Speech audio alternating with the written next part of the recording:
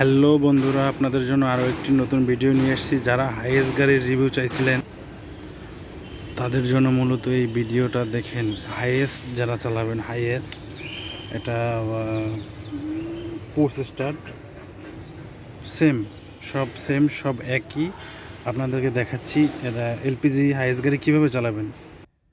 দেখুন বন্ধুরা, যারা মূলত হাইএস গাড়ি এলপিজি করা, এলপিজি আপনারা অনেক রিভিউ দেখছেন, কিন্তু আপনারা দেখছেন গ্যাসের থেকে সিএনজি থেকে কীভাবে অকটেন থেকে কীভাবে সিএনজিতে নিয়ে আসতে হয়। কিন্তু আপনাদের এই ভিডিওটা অবশ্যই দরকার হবে অনেকের, নতুনদের ক্ষেত্রে। হাইএস গাড়ি যারা এলপিজি থেকে আপনারা যারা তেলের থেকে এলপিজিতে কিভাবে আসে, এটা কিভাবে এটার কাজ করে, তো আপনাকে এটা দেখাবো। ফার্স্ট অফ অল আমি গাড়ি স্টার্ট দেবো। অবশ্যই পুশ স্টার্ট দেওয়ার জন্য ব্রেকে পা দিতে হবে, জোরে ব্রেক পাড়া দিতে হবে। দেন এখানে লেখা উঠছে যে brake pad and push start. তো আমি স্টার্ট দিয়ে দিলাম, দেখেন ব্রেক পাড়া দিয়ে পুশ দিলাম।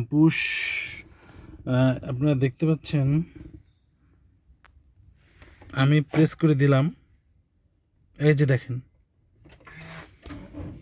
আমার গাড়ি স্টার্ট হয়ে গেছে।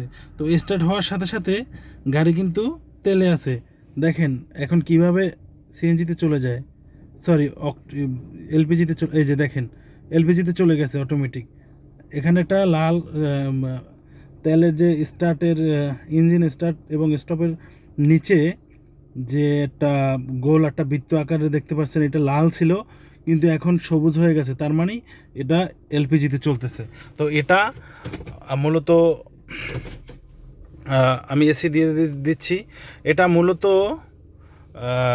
আপনাদেরকে বলি, এটা মূলত অটো চলে যায়। এটা এলপিজিতে থাকলে, তেলে থাকলে অটোমেটিক এলপিজিতে চলে যায়।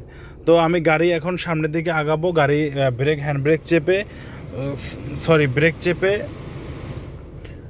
ব্রেক চেপে আমি গাড়ি কীভাবে সামনে আগাচ্ছি দেখেন। অবশ্যই গাড়িতে উঠে গাড়ি লক করে নেবেন, সিট কমফোর্ট করে নেবেন, তারপরে গাড়ি সামনের দিকে চলাবেন। তো আমি গাড়ি পার্কিংয়ে আছে, দেখেন আমি ডিতে দিলাম, ড্রাইভ মোড। তো গাড়ি এখন আমার সামনের দিকে আগাচ্ছে। তো আপনারা দেখতে থাকুন, আর আমার চ্যানেলটিকে অবশ্যই আপনারা সাপোর্ট করুন। আমি নতুন ড্রাইভার, নতুন ভিডিও করতেছি, নতুন বন্ধুরা, আপনাদের সাপোর্ট অবশ্যই দরকার। সকলে আপনারা সাপোর্ট করবেন। আর আপনারা এরকম আরও ভিডিও পেতে কমেন্ট সেকশনে অবশ্যই জানাবেন যে কার কী ধরনের সমস্যা হচ্ছে। আমি অবশ্যই আপনাদেরকে যতটুকু জানি, যতটুকু সম্ভব আমি জানানোর চেষ্টা করব।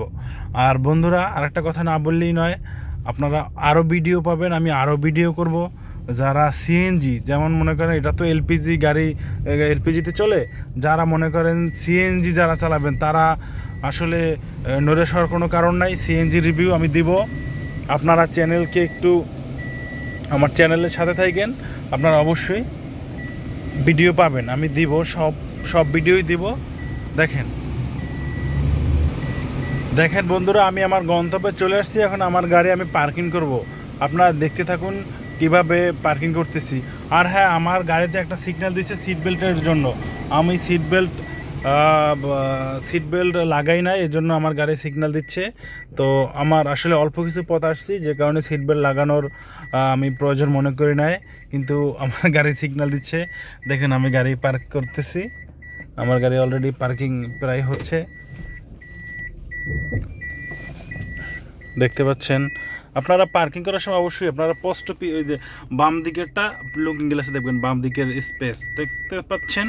আমি আর একটু জুম করে দেখাই, কত সুন্দর দেখা যাচ্ছে বাম দিকে কি আছে, কতটুকু জায়গা আছে, কতটুকু যাব, সব কিছু আপনি দেখতে পাবেন। এবং ডান দিকে লুকিং গ্লাস, এটা ডান দিকে দেখতে পারবেন। সামনের আবার ক্যামেরা আছে, দেখেন।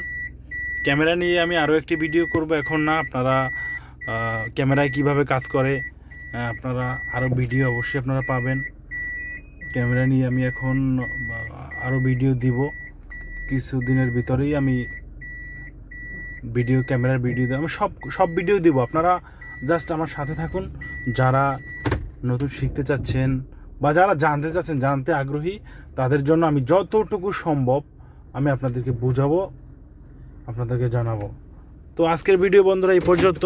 সকলে ভালো থাকবেন, সুস্থ থাকবেন, এই দোয়া করি।